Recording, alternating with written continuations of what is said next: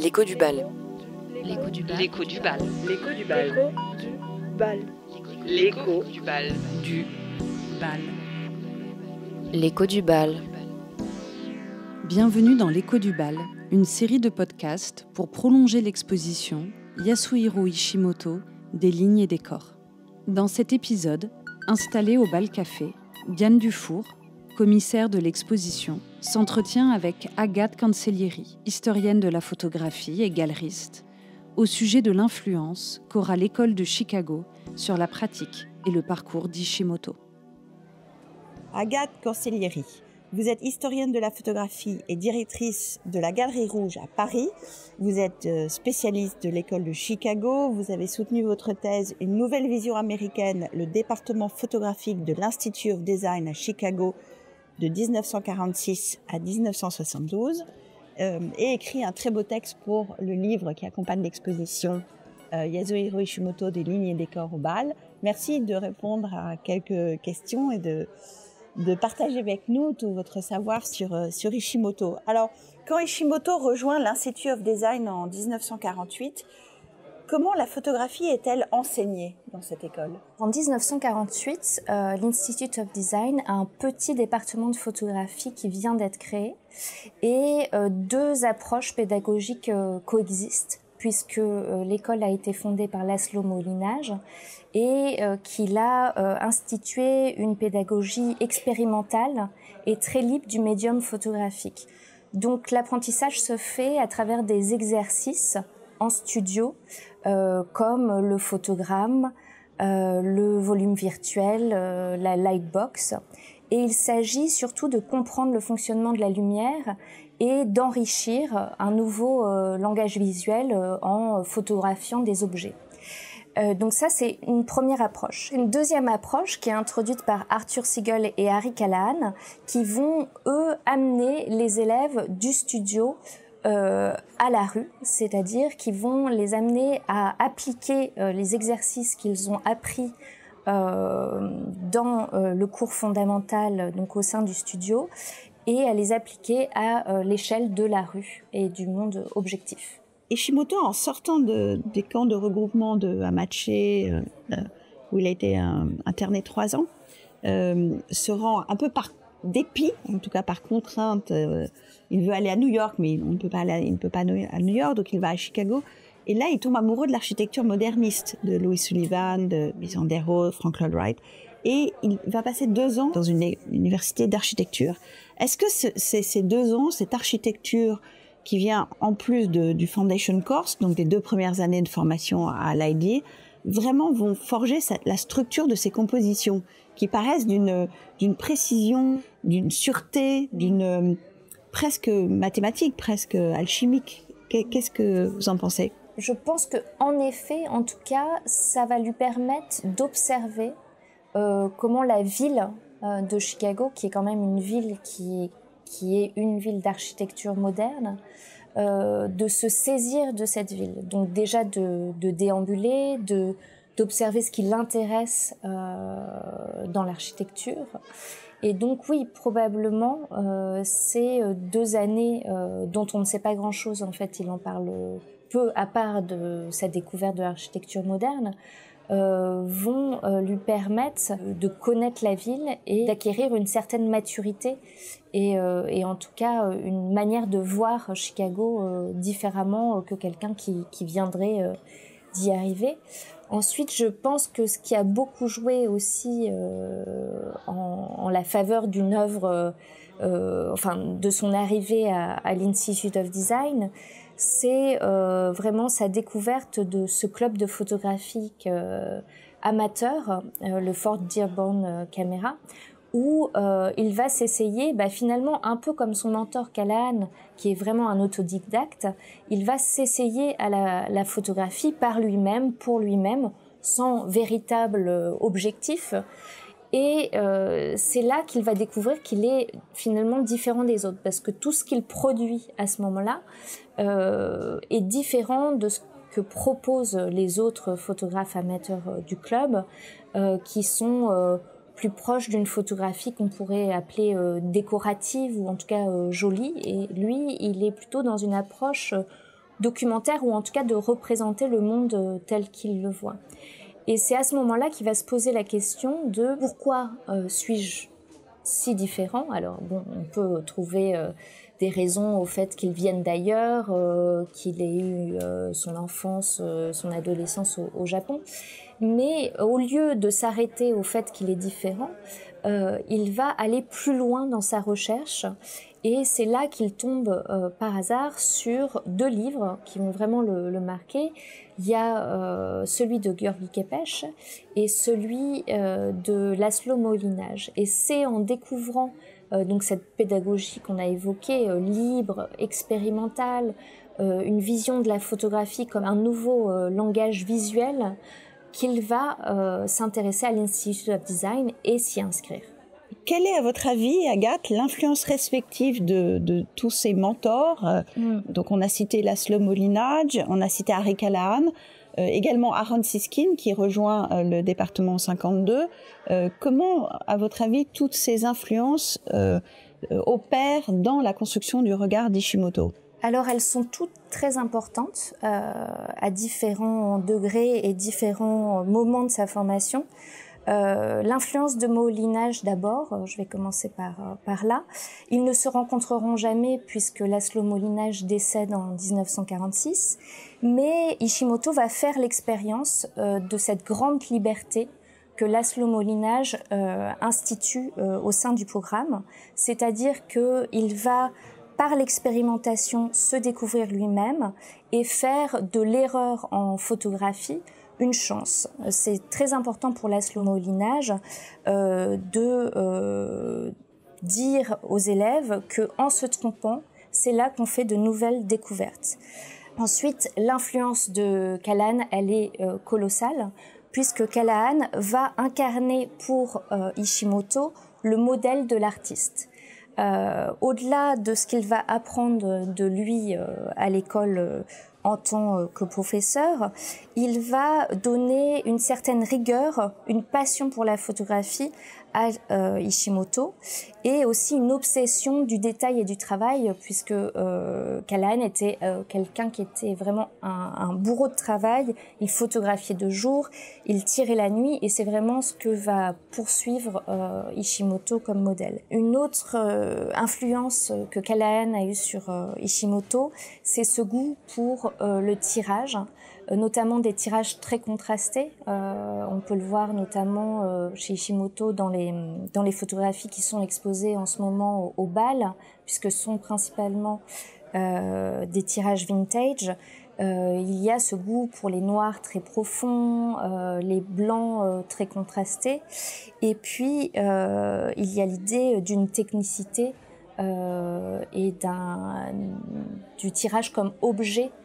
Au-delà de l'image, ce qui compte, c'est l'objet final, le tirage. Pour Siskin, alors Siskin arrive vraiment à la fin de la formation d'Ishimoto, puisqu'il est embauché par Callahan en 1951. Et une des influences importantes qu'on peut noter, c'est à travers un exercice que Siskin met en place qui s'appelle les numéros de maison. On voit d'ailleurs plusieurs photographies de cet exercice par Ishimoto au bal en ce moment. Donc il s'agit de photographier dans des rues différentes les mêmes numéros de maison. À partir de leurs différences et de leurs similarités, l'élève crée donc une série qui est fondée sur des relations formelles. Mais il y a aussi un autre objectif, c'est de mettre les élèves en relation, à la fois avec des éléments qui sont de l'ordre du documentaire ou en tout cas du monde objectif, et puis d'en faire un traitement formel, presque expressionniste de ces photographies.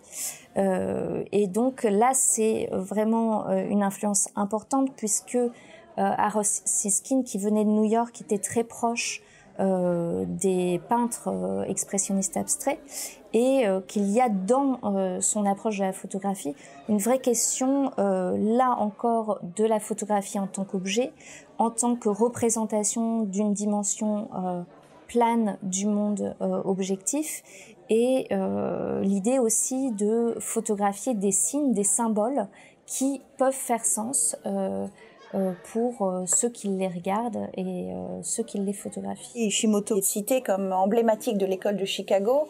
Est-ce qu'on peut dire qu'il est un précurseur de cette école ? Oui. Alors, bon, c'est toujours compliqué de définir précisément un style qui serait lié à l'Institute of Design, mais on peut retrouver des éléments similaires dont Ishimoto est un des premiers à présenter dans son œuvre ces éléments-là. Donc, comme on en a parlé avec l'influence de Harry Callahan, il y a d'abord cette idée d'un tirage de très grande qualité, avec de préférence des tonalités sombres, où les noirs sont profonds, les blancs très très clairs. Donc ça, c'est vraiment quelque chose qu'on retrouve après dans les générations suivantes qui vont venir après Ishimoto. Ensuite, il y a l'idée vraiment de construire à partir d'un bloc pédagogique commun une œuvre à part entière, c'est-à-dire de ne pas être dans l'imitation, mais d'être dans le faire. Et ça, c'est vraiment quelque chose que Ishimoto va poursuivre dans sa formation, mais aussi après, dans la suite de sa carrière. Un autre élément de cette esthétique, de cette approche photographique, c'est la coexistence entre une approche expérimentale et une approche documentaire. On le voit très bien, par exemple, dans la façon dont Ishimoto photographie la rue d'une manière très graphique, en utilisant la lumière de manière à créer une sorte de théâtre de la rue. Et on va retrouver tous ces éléments que j'ai cités dans les œuvres des autres élèves qui vont suivre Ishimoto. Donc en quelque sorte, il va ouvrir la voie. Pour ne citer que quelques-uns, ça sera Reike Metzger, qui vient quasiment 10 ans après Ishimoto à l'Institute of Design, Kenneth Josephson, également d'une certaine manière Barbara Crane dans les années 60 quand elle photographie le Loop, le centre-ville de Chicago. Il faut savoir d'ailleurs que Ishimoto, à chaque fois qu'il revenait à Chicago, il venait voir son ancien mentor Callahan et il rencontrait à cette occasion les élèves qui étaient présents à ce moment-là dans l'école. Agathe, un autre personnage très important que va fréquenter Ishimoto à l'ID, c'est donc Marvin Newman, qui est une sorte de meilleur ami et aussi compagnon photographe, même s'ils ont des visions un petit peu différentes. Ce personnage a eu beaucoup d'influence sur Ishimoto, je crois. Oui, Marvin Newman va vraiment amener Ishimoto à non seulement l'introduire à des quartiers de la ville auxquels Ishimoto n'allait pas forcément, donc notamment le South Side, puisqu'il faut savoir que Chicago est une ville très ségrégée et donc il va l'amener dans les quartiers noirs. Et puis, il va surtout l'intéresser à des causes sociales et politiques qui ne sont pas, à première vue, quelque chose qui intéresse Ishimoto. Donc ils vont tous les deux vraiment travailler en symbiose pendant leurs années d'études et notamment ils vont travailler sur ce projet d'enfants qui se déguisent le jour d'Halloween avec des masques en se grimant et ils vont tous les deux à partir de ce projet créer des photographies très différentes en même temps et c'est intéressant comment ils vont trouver chacun leur style, donc Marvin Newman plus du côté social documentaire et Ishimoto dans un côté social formel de la photographie. Alors il est peut-être intéressant de questionner la reconnaissance de l'œuvre d'Ishimoto, notamment dans ces fameuses années 50-60, parce que ce qui frappe quand on lit sa biographie, c'est qu'il est très très tôt reconnu par les plus grandes institutions américaines dédiées à la photographie comme étant un immense photographe émergent certes, mais de grand talent. Comment cette reconnaissance se manifeste-t-elle ? Ishimoto bénéficie en effet d'une reconnaissance très rapidement au tout début de sa carrière, puisque alors c'est en partie dû au fait que Harry Callahan connaît très bien Edward Steichen, le directeur du département photographique du MoMA à New York. Et Edward Steichen va, dès qu'il découvre les œuvres de Ishimoto, il va vraiment tomber en admiration devant elle. Donc il va lui proposer de participer à une première exposition collective dédiée aux photographes émergents en 1953, et puis ensuite à la grande exposition Family of Man de 1955 qui a eu une grande renommée. Mais cette reconnaissance vraiment arrive en 1960 lorsque Hugh Edwards offre à Ishimoto sa première rétrospective à l'Art Institute de Chicago. Et là, encore une fois, ce n'est pas une moindre reconnaissance, puisque cette rétrospective va être suivie de la première rétrospective, par exemple, de Robert Frank. Donc il est déjà adoubé comme un des grands photographes de son époque. Et je pense que c'est dû en grande partie au fait que Ishimoto a une maturité dès son arrivée finalement à l'Institute of Design. Il va constituer une œuvre cohérente, d'une grande qualité, encore une fois, dans les tirages photographiques qu'on peut admirer au bal, et avec comme ça des fils qu'il tire entre le documentaire, l'expérimentation, une façon de découper l'espace qui va parler au plus grand commissaire d'exposition de cette époque aux États-Unis. Dans le prochain épisode, Francesca Veneziano, conférencière et chargée de contenu à la Fabrique du Regard, pôle pédagogique du bal, analysera une photographie emblématique d'Ishimoto.